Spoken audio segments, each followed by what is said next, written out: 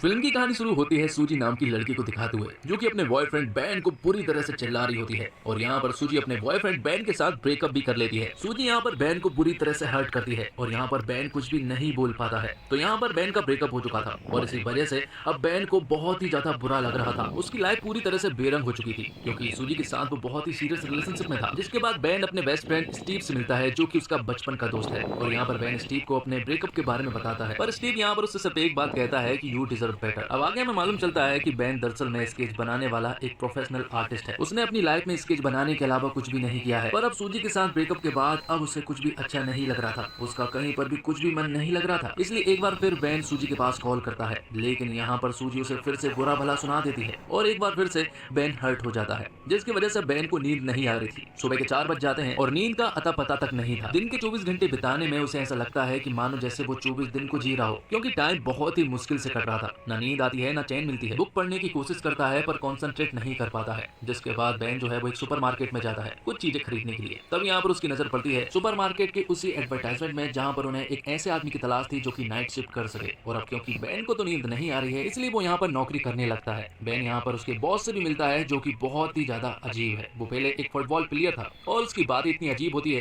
कि बैन को कुछ भी समझ नहीं आता है और बस वो झूठी स्माइल करता रहता है। इस सुपरमार्केट में बहुत अजीब लोग थे। सभी का टाइम बड़ी मुश्किल से तो कटता है लेकिन वो लोग इस पर ध्यान नहीं देते हैं। यहीं पर सैरोन नाम की एक लड़की भी थी। वो अपना टाइम इस तरह से निकालती है कि वो घड़ी की तरफ देखती ही नहीं है और इसी तरह से उसका टाइम निकल जाता है। इसी सुपरमार्केट में दो और लोग थे जो कि यहाँ पर काम करते थे और उनकी हरकतें बहुत ही बच्चों वाली थी। वो तो इस सुपरमार्केट को अपनी घर की तरह समझते हैं लेकिन उन लोगों का भी टाइम बहुत ही तेजी से निकलता है सिवाय बैन के। बैन यहाँ पर बहुत ज्यादा बोर फील करता है क्योंकि उसका टाइम ही नहीं निकलता है। लेकिन तभी कहानी में आता है ट्विस्ट और यहाँ पर बैन के पास एक ऐसी सुपर पावर आ जाती है कि वो टाइम को फ्रीज कर सकता है। वो यहाँ पर टाइम को फ्रीज करता है और खूबसूरत लड़कियों की पेंटिंग बनाना शुरू कर देता है। तो इस तरह से बैन का टाइम जो है बहुत ही अच्छे से निकलने लगा था और अब वो थोड़ा खुश भी रहने लगा था। जिसके बाद वो अपने बेस्ट फ्रेंड स्टीव से मिलता है। उससे बात करने के दौरान उसे मालूम चलता है कि ये भी बस बकवास ही कर रहा है, इसलिए वो यहाँ पर इस टाइम को फ्रीज कर लेता है और फिर पुरानी कुछ यादों को याद करने लगता है। बैन यहाँ पर अपनी बचपन की यादों को याद करता है जब वो एक लड़की के पास गया था जो कि पैसे देने पर सब कुछ करने के लिए रेडी हो जाती है। तो बैन ने उसे पैसे दिए थे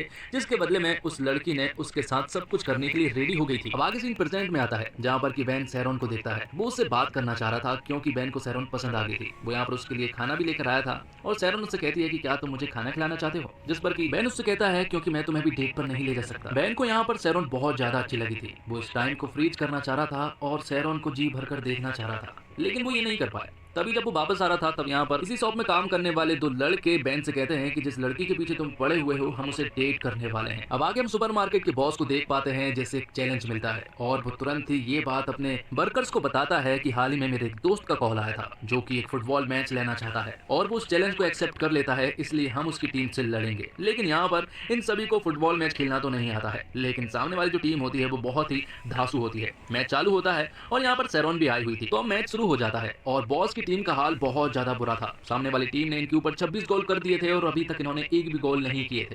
तो यहाँ पर बैन को बहुत ही बोरिंग लग रहा था, इसलिए वो स्टैंड को फ्रीज कर देता है और अपने बॉस की नाक तोड़वा देता है। वो इसलिए ताकि सैरोन फील्ड पर आ जाए और वो उससे चाय के लिए पूछ ले। जिसके बाद वो बाहर चाय पीने के लिए जाते हैं और ढेर सारी बातें करते हैं। बैन और सैरोन की बीच में पटने लगी थी। सैरोन उससे बताती है कि मुझे बाहर घूमना बहुत पसंद है और मैं स्पेनिश और कई लैंग्वेजेस भी सीख रही हूँ क्योंकि जब मैं बाहर घूमने के लिए जाऊंगी तो मुझे इन लैंग्वेजेस की जरूरत पड़ेगी। बैन यहाँ पर अपने बारे में बताता है कि वो बहुत ज्यादा इंट्रोवर्ट लड़का है और वो एक स्केच आर्टिस्ट है। वो किसी का भी स्केच बना सकता है और बचपन से मैंने सिर्फ यही काम ढंग से किया है, इसके अलावा मुझे कुछ भी नहीं आता है। सैरोन देखती है कि बैन बहुत शांत है और बहुत ही अच्छा लड़का है। जिसके बाद वो उसे घर छोड़ने के लिए जाते हैं जहाँ पर कि वो दोनों किस करने वाले थे लेकिन वो किस बीच में नहीं हो पाती है। जिसके बाद सुपरमार्केट में बॉस सैरोन को बुलाता है। वो उससे कहता है कि आज मेरा बर्थडे है और शायद तुम्हें सब कुछ अरेंजमेंट करना पड़ेगा। अब सैरोन बैन से मिलती है क्योंकि बैन से मिलने के बाद उसे बहुत अच्छा लगा था, इसलिए वो आज रात उसके साथ डेट पर चलने के लिए पूछती है और बॉस के जन्मदिन पर भी साथ में चलने के लिए कहती है। जिसके बाद बॉस सभी वर्कर्स को बुलाता है और उनसे कहता है कि आज मेरे जन्मदिन को सेलिब्रेट करना है और वो यहाँ पर बैन को स्ट्रिपर लाने का काम भी देता है जो कि बैन के लिए तो बहुत ज्यादा मुश्किल था, इसलिए वो अपने दोस्त स्टीव को लेकर जाता है और एक स्ट्रिपर को हायर करता है।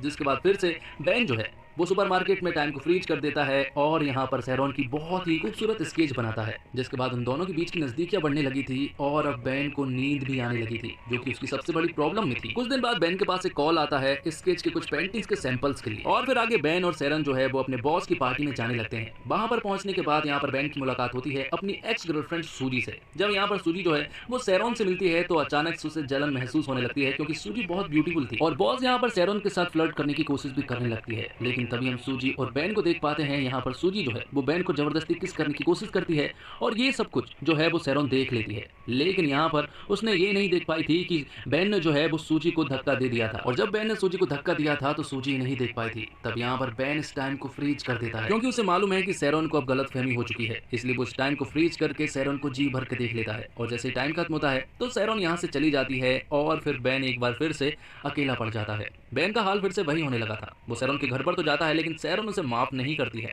फिर से 4 बज जाते हैं। बैन को नींद नहीं आ रही थी, उसका हाल पुराने दिन जैसे हाल हो चुके थे, ना आंखों में नींद थी और ना ही चैन था। अब कुछ दिन बाद वो अपने स्केच के कुछ सैंपल्स एक जगह पर लेकर जाता है और इन्हीं लोगों ने दरअसल में बैन को बुलाया था। वो यहाँ पर अपने स्केचेस